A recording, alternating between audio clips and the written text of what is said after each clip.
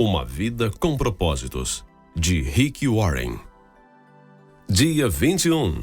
Protegendo sua igreja. Vocês estão unidos na paz por meio do Espírito, portanto, esforcem-se para continuar unidos desse modo. Efésios capítulo 4, versículo 3. Acima de tudo, deixem que o amor dirija a vida de vocês, porque assim toda a igreja permanecerá unida em perfeita harmonia. Colossenses 3, versículo 14. É sua função proteger a unidade de sua igreja. A unidade da igreja é tão importante que o Novo Testamento dá mais importância a isso que ao céu e ao inferno. Deus deseja profundamente que experimentemos unidade e harmonia uns com os outros. A unidade é a alma da comunhão.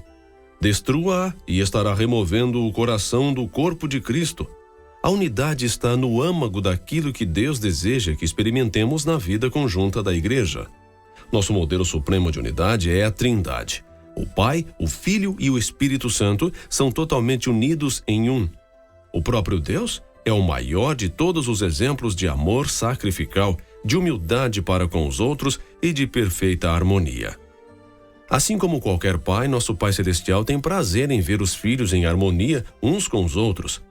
Em seus últimos momentos antes de ser preso, Jesus orou apaixonadamente por nossa unidade. João, capítulo 17, versículos 20 e 23, era nossa união que estava em primeiro lugar em sua mente naquelas horas agonizantes. Isso mostra a importância do assunto. Nada no mundo é mais valioso para Deus que a sua igreja. Ele pagou o mais alto preço por ela e a quer proteger especialmente dos danos devastadores causados por divisões, conflitos e também discordâncias. Se você faz parte da família de Deus, é sua responsabilidade proteger a unidade da comunidade em que congrega. Você foi encarregado por Jesus de fazer o possível para preservar a unidade, proteger a comunhão e promover a harmonia em sua igreja e entre todos os cristãos. A Bíblia diz: façam todo o esforço para conservar a unidade do Espírito pelo vínculo da paz. Efésios capítulo 4, versículo 3. Como fazer isso?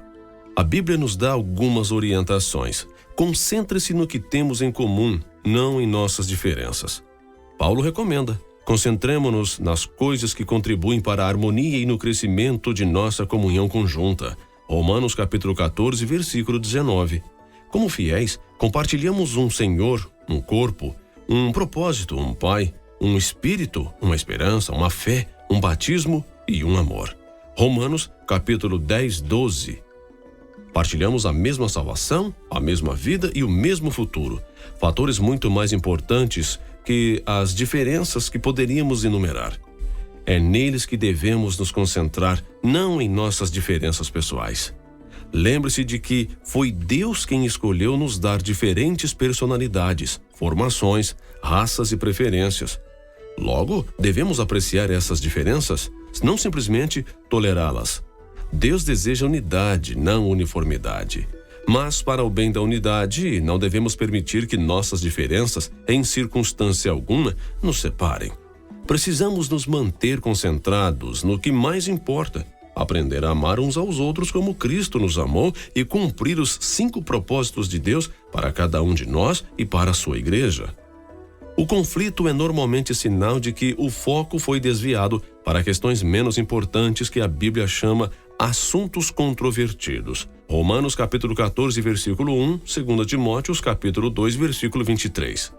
Quando nos concentramos em personalidades, preferências, interpretações, estilo ou métodos, a divisão sempre acontece.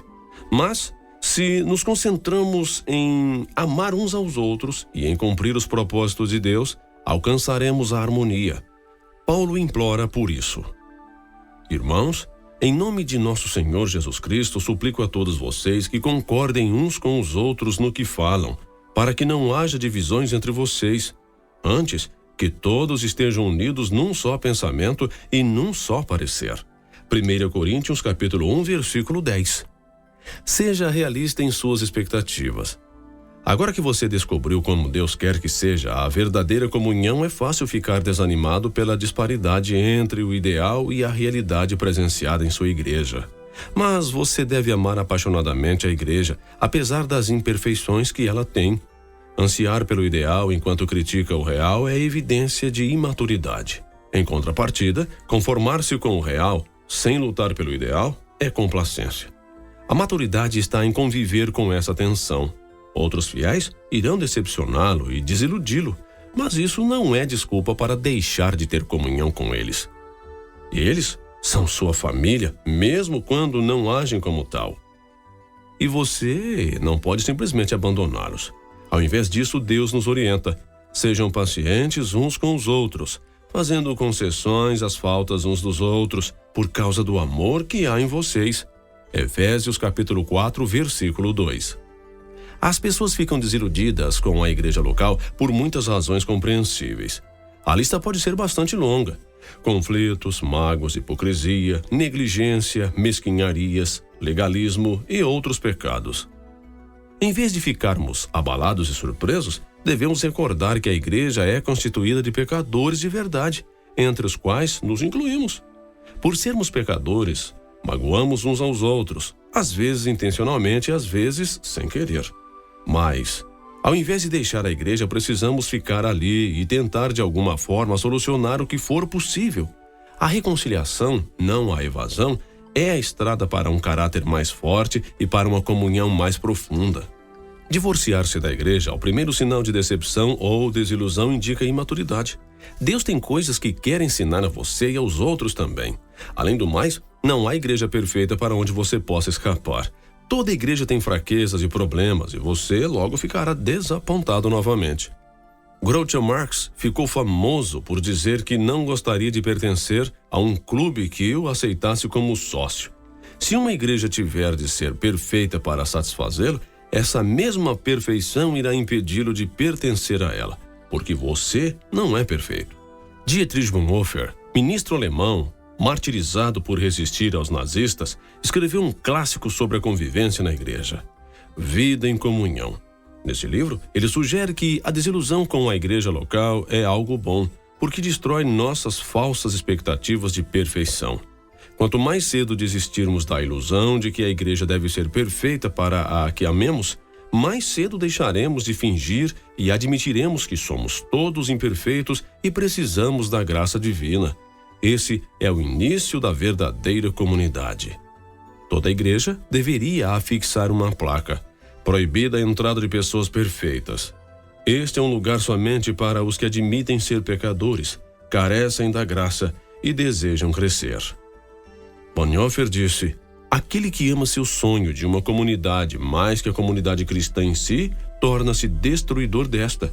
Se não dermos graças diariamente pela comunidade da qual fazemos parte, mesmo quando não há nenhuma grande experiência, nenhuma riqueza a ser descoberta, mas apenas muita fraqueza, pouca fé e dificuldades, e se ao contrário continuamos nos queixamos de tudo que é desprezível e insignificante, estamos impedindo que Deus permita que a nossa comunidade cresça.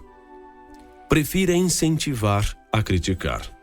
É sempre mais fácil ficar de lado e atirar pedras naqueles que estão servindo a Deus do que se envolver e contribuir. Deus nos adverte repetidamente que não critiquemos, comparemos ou julguemos uns aos outros.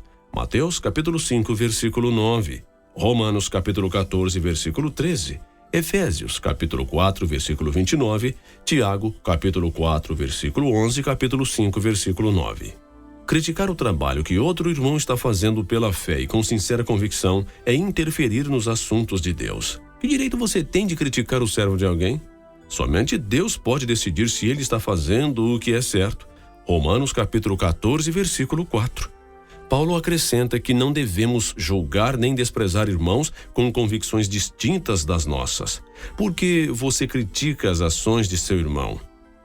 Porque tenta fazer com que ele pareça pequeno. Todos seremos julgados um dia, não com base nos padrões uns dos outros, nem mesmo por nossos próprios padrões, mas pelo julgamento de Deus. Romanos capítulo 14, versículo 10. Sempre que julgam um irmão, 4 coisas acontecem instantaneamente.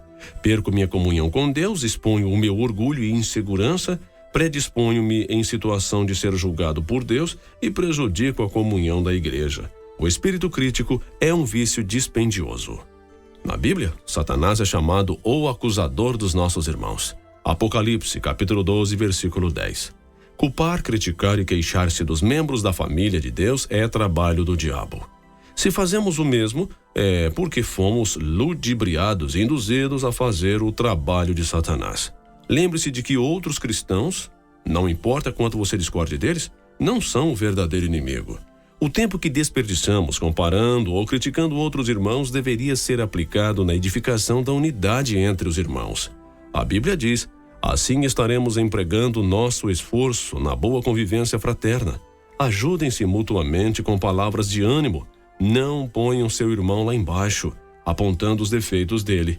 Romanos capítulo 14, versículo 19. Recuse-se a dar ouvidos a fofocas.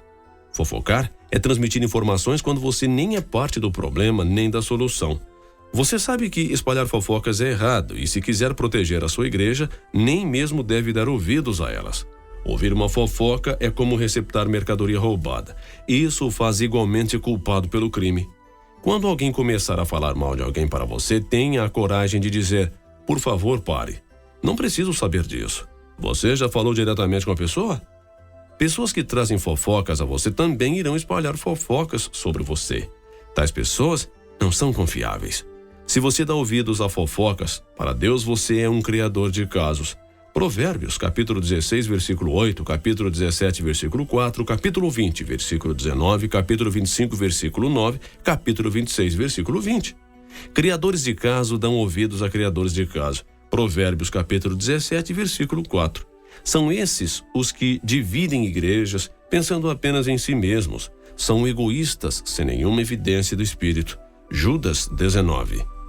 É triste constatar que, no rebanho de Deus, as maiores feridas sejam causadas por ovelhas, não por lobos.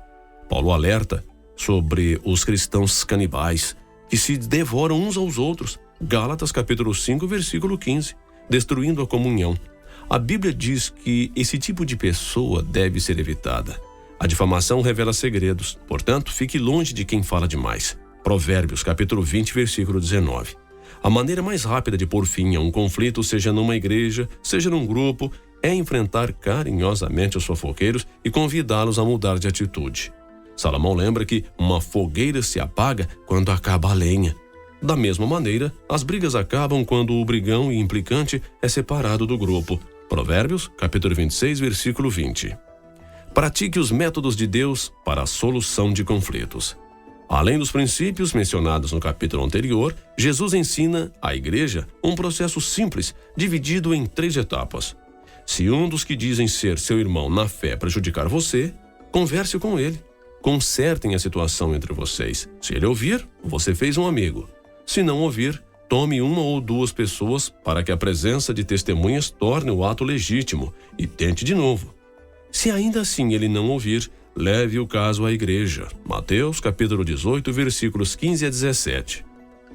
Em meio a um conflito, somos tentados a nos queixar a terceiros, ao invés de corajosamente falar a verdade de maneira amorosa à pessoa com quem estamos aborrecidos. A primeira atitude só aumentará o problema. Assim, o correto é procurar diretamente a pessoa envolvida.